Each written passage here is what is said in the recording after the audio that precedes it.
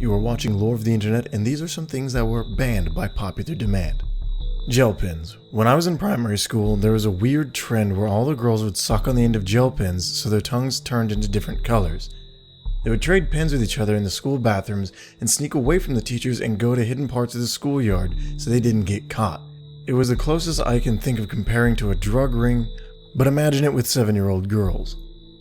One of my friends was really popular because she was the girl who sucked on the most pens and would get caught in literally every class sucking on a different gel pen, and the teachers would always have to walk her out to the nurse as she'd make herself sick and throw up. They eventually banned them. I tried it once and spat out immediately because it was nasty and tasted like ink. Duh. I didn't get it then, and I still don't get it now. I'm a teacher, and a few years ago we had to ban applause. The kids would randomly start a round of applause and just keep going. It was unnerving. It was disrupting lessons and assemblies. Sometimes they would applaud in the middle of a dining hall or corridors.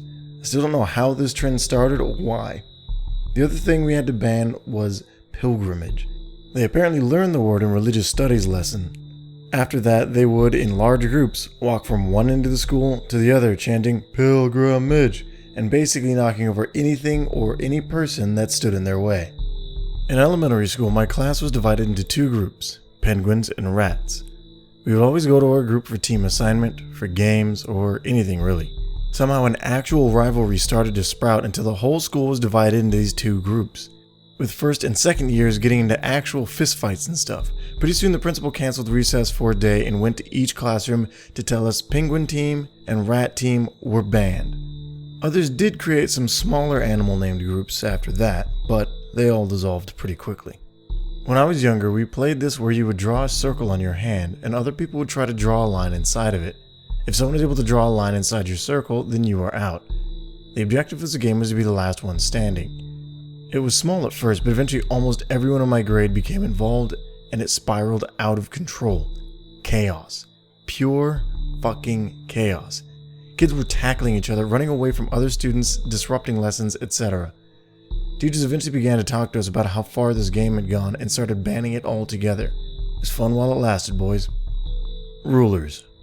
Year 10 in high school, for whatever reason, someone decided to smack a guy across the head with a ruler, then everyone went out and bought a ruler. Suddenly, everyone was a knight with a sword. Staff kept confiscating them, but rulers are cheap, so kids just went out and bought them by the handful. They ended up banning rulers at a school. The kids who were taking geometry that year and needed them had to be assigned rulers at the beginning of class and then turn them back in. Rubber bands. Kids weren't even using them to shoot at other kids or otherwise misbehave with them. Kids would buy packs of rubber bands, tie the rubber bands together, make a big rubber band chain. It became a contest to see who could get a chain of rubber bands to stretch the farthest. You couldn't find a pack of rubber bands at a store for probably 20 miles. This is when I lived in a small town, so there wasn't a ton of stores in that 20 miles. Amazon or even public internet access didn't exist yet. One kid got so many rubber bands they could stretch it to the length of the school building. While stupid, I didn't think it was a bad hobby as kids weren't shooting them or shooting stuff with them. It was all about how big of a chain you could make. School rewarded our pointless creativity with a ban on rubber bands at the school. All rubber band chains were confiscated on site. Capri Suns. Kids were too stupid to figure out how to get the straws in, and teachers got tired of helping everyone. When I was in elementary school in the late 90s, there was a fad where we'd collect Absolute Vodka and milk mustache ads in binders similar to Pokemon cards. It was savage. Kids would bring magazines by the dozens and just strip out the pages with ads on it. Schools banned them because it was a massive distraction. Our school banned hoodies. The reasoning was that people can wear their hoods up to help with intimidating. A lot of the guys responded by wearing hoodies the next day with no shirts underneath so they couldn't be told to take them off. The kid that started a tuck shop out of his locker. Went to a wholesaler's, bought some stuff, sold it, used the profits to buy more, repeat, and repeat, until he's now staffing a child guard to stop shoplifting and renting other people's lockers to stock overflow.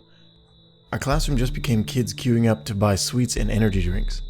Sometimes the line so long, in 15 minutes he couldn't get everyone waiting served. Then bam, banned. No selling anything on school property. Pretty much aimed just at this kid. Dude ended up stabbing someone, got expelled, no idea where he is now. But I think his shop getting banned and being replaced by an overpriced healthy staff-run tuck shop squashed his entrepreneurial spirit. Warheads. It grew to such an issue with these sour candies, kids were organizing a black market where the kids with the highest allowance would buy them in bulk from the corner stores for a nickel each, distribute them to the upperclassmen for a quarter each, who would turn around and sell them to the final consumer for 50 cents each candy. There was even a barrier to entry if you wanted in the business. You would have to eat 3 candies at once and not spit it out or throw up.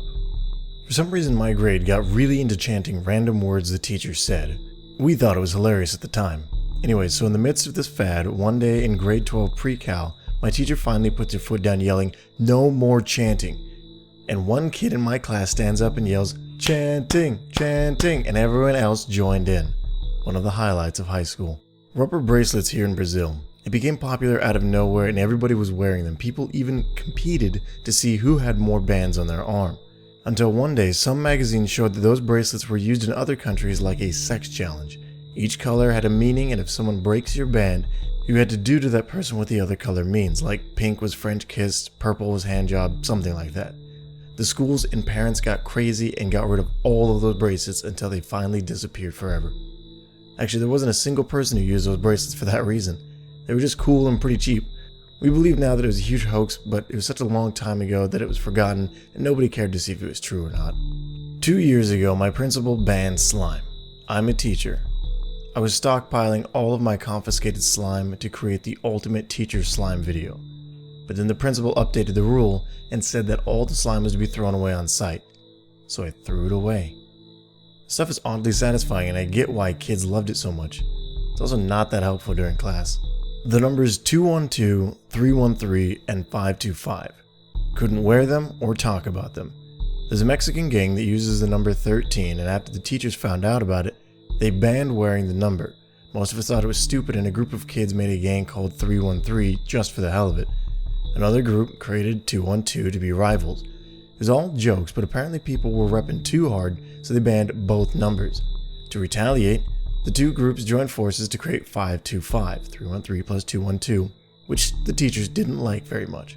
I came from one of those all-girl private schools that disallowed anything remotely fun, non-academic, harmful, or non-beneficial to our, that is the students and or the school's, future.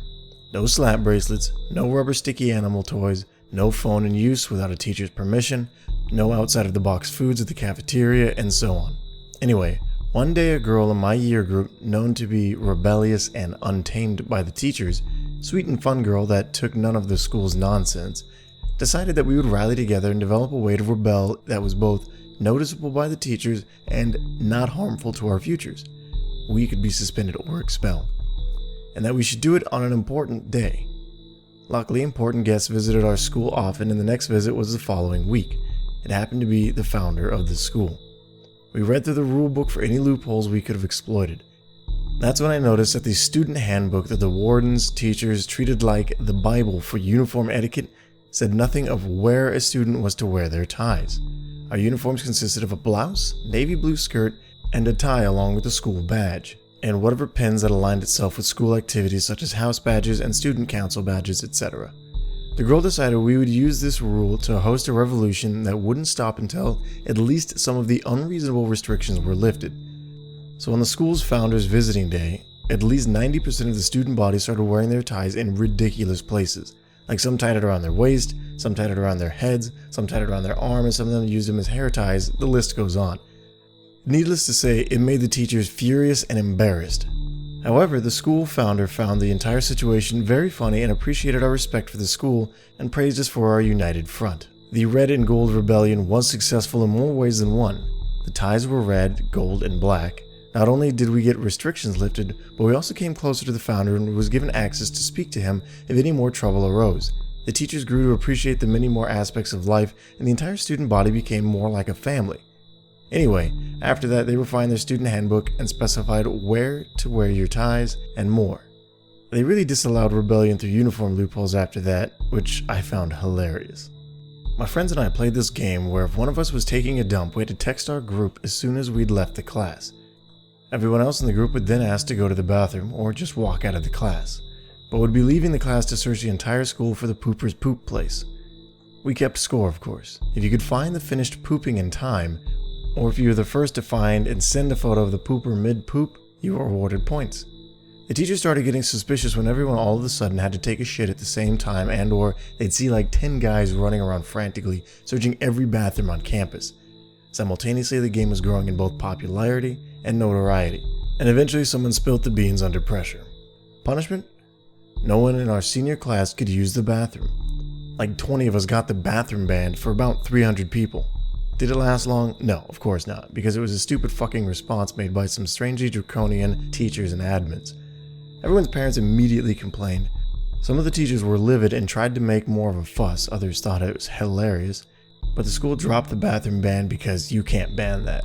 However, we were warned if we got caught playing, we'd be suspended. So yeah, we got caught trying to catch each other taking shits during class banned. 10 out of 10 would recommend, was super fun. Playing Bob. We'd climb to the top of the slides, pull our shirts over our knees while squatting, and roll down the slides like balls. Bob spread like wildfire. We soon started trading Bob cards. They were like Pokemon cards, but the monsters are just half circles with faces and different outfits. For instance, you could have a Batman Bob that was essentially a half circle guy with no legs dressed like Batman, and of course, there were arms and weapons. Each card had different abilities and special attacks. There were tons of different Bobs. You could have anything from Granny Bob to Gandalf Bob to something silly like Worm Bob. It only got banned with the slide thing though. Junk food. They used to have amazing food at the canteen, but then the Australian government implemented laws that schools could only sell healthy stuff like carrot sticks. Prior to that, they had chips with collectible toys and stuff, and sweets. But because of the unhealthy kids whose parents cannot make them a packed lunch, they killed the whole thing. They even tried to make it exciting at my school to compensate for the lack of money spent on the canteen. I will say at 22 what I first said at 11. You cannot make a carrot, pear, or any other fruit interesting simply by shoving it on a stick. Thank you for watching this episode of Lore of the Internet. If you have any things that were ridiculously popular when you were in school, so much so that they actually got banned, be sure to comment about them below. And if you enjoyed this content, be sure to subscribe and follow us on all of your favorite platforms. Until then, we'll see you in the next episode.